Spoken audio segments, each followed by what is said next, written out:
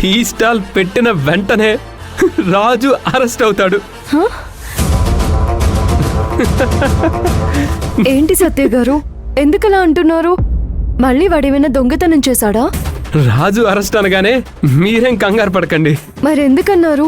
అంటే ఆ tea స్టాల్లో tea తాగితే తాగిన వాళ్ళు వైకుంఠధామమే.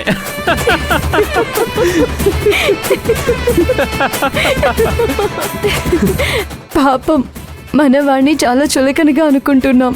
అవును, వాడి గురించే కాదు, మీ గురించి కూడా ఇప్పుడు నవ్వుకోవాలి తెలుసా? దేనికి? దేనికేంటి మంజు మేడం, వాడికి టీ తయారు చేయడం వచ్చో రాదో తెలుసుకోకుండా వాడి చేత టీ స్టాల్ పెట్టించారు. ఇది ఎంత రిస్కో తెలుసా? మీరిది తెలుసుకునే పెట్టించారా?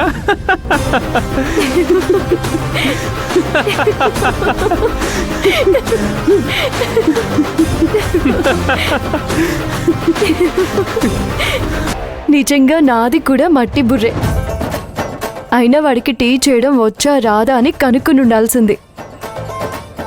ఆ బక్క బాబు కూడా ఈ విషయం నాతో చెప్పలేదు. బక్క బాబా భలేవారండి, వాడిది వీడికంటే పెద్ద మట్టి బుర్ర.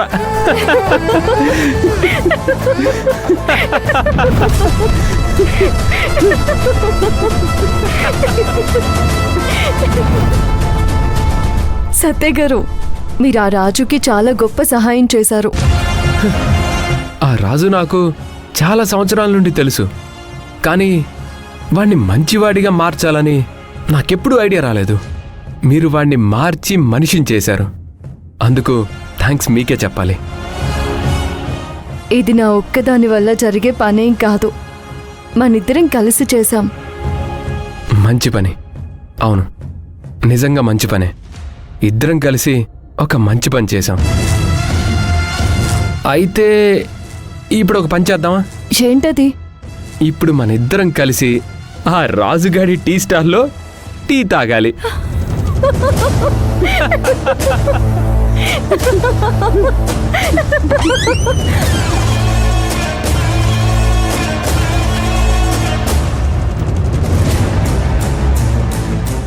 ఏంటి మీ ఈకలు పకపకలు? ఇంట్లో ఉన్న మా చెవులు పాడైపోతున్నాయి మీ నవ్వులు వినలేక. ఏం సత్య, అంత క్లోజా? అది కాదమ్మా, దొంగరాజు అని ఒకడున్నాడు, వాడి గురించి తలుచుకుంటున్నావు. దొంగ మాటలు చెప్పుకు సత్య. ఈ కాకి పిల్లను ఎలాగో నమ్మను. ఇప్పుడు నిన్ను కూడా నమ్మే స్థితిలో లేను నేను. అమ్మా, ఒక విషయం చెప్పనా? ఏం వద్దురా.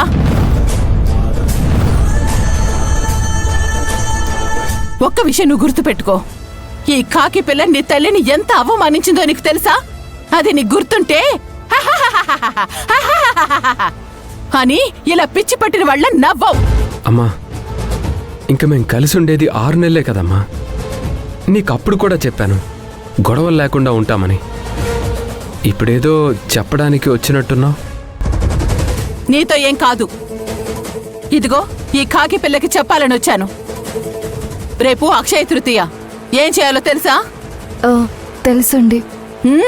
తెలుసని ఏవి తెలియనట్టుగా ఉండక, వీధిలో ఉన్న నాకు తెలిసిన వాళ్ళందరూ వస్తారు. వాళ్ళకే బాధ కలగకుండా మనం చూడాలి, అర్థమైందా? సరేనండి.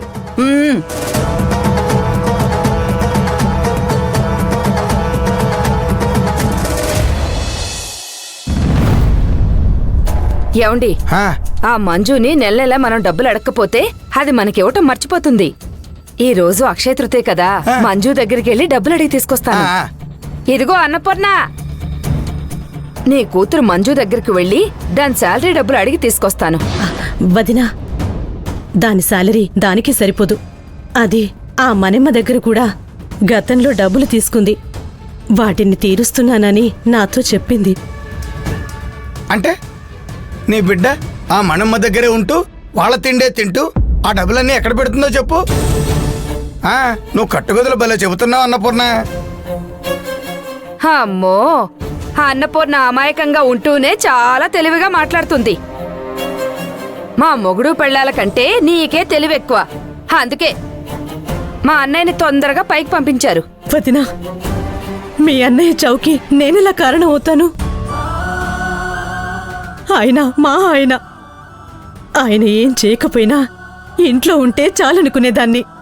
అలాంటిది నా మీద అంత నేరం మోపకండి. సరే సరేలే, ఈరోజు అక్షయ తృతీయ కదా, మంజు బంగారం కొనడానికని తన దగ్గర డబ్బులు ఉంచుకునే ఉంటుంది. ఈ టైంలో అడిగితేనే మనకు డబ్బులొస్తాయి. అందుకే ఇప్పుడే మణమ్మ ఇంటికి వెళ్తున్నాను. మణెమ్మ అంత మంచిది కాదని తెలిసి కూడా వాళ్ళింటికెళ్ళడం అంత మంచిది కాదు వదినా. నీతులు చెప్పేవాళ్ళ మూతులు నాకే రకం కాదు ఈ త్రిపుర. నువ్వు చెప్పావు కదా అని ఆగిపోవడానికి. నేను మంజు దగ్గరికి ఖచ్చితంగా వెళ్లేదే, డబ్బు తీసుకుని తిరిగి వచ్చేదే. నీకు దండం పెడతాను వదినా. అక్కడికి వెళ్ళి పండగ పుట్ట గొడవ చేయకండి.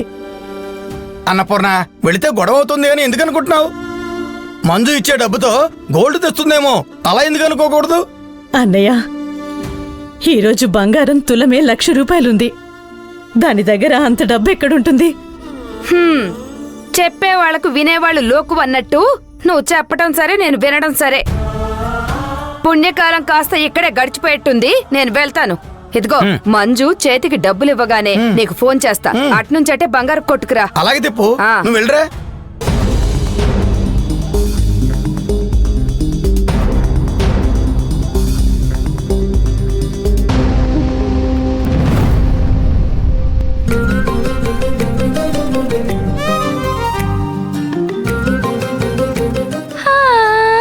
శ్రియా ప్రియా, నేను ఎలా ఉన్నాను? నేను ఎలా ఉన్నానో చెప్పండి. నువ్వు ఎలా ఉన్నావు చెప్పాలా? నీ చీర ఎలా ఉందో చెప్పాలా? అబ్బా, మీతో గొడవే ఇది. ఏది స్ట్రైట్ గా చెప్పరు. నేను ఎలా ఉన్నానో చెప్పండి. ఆర్డినరీగా, ఆ?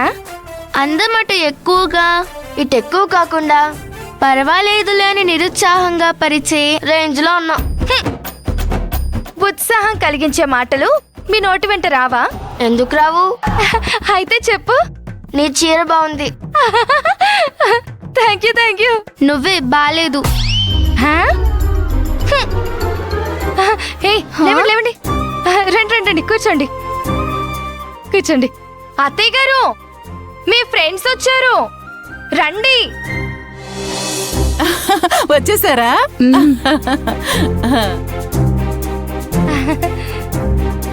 మనమ్మ గారు, చీరలు కట్టడంలో మీ తర్వాతే.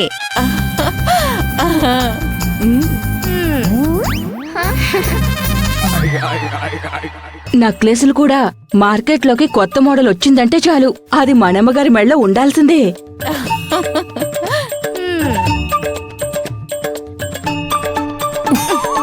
ఏ అమృత, నా ఫ్రెండ్స్ నా నగల గురించి, నా చీరల గురించి ఏమంటున్నారో వింటున్నావా? వింటున్నాను అత్తయ్య. నువ్వు ఉన్నావు. ఇలా ఎప్పుడైనా అత్తయ్య ఈ నగ బాగుంది, ఈ చీర బాగుంది అని చెప్పావా? మనమ్మ గారు, అక్షయ తృతీయకు గోల్డ్ ఐటమ్ ఏం తీసుకోవాలనుకుంటున్నారు? ఆ, ఇది అది అనేం లేదు. ఆ టైంకి ఏం కనపడితే అదే కొనేస్తాను.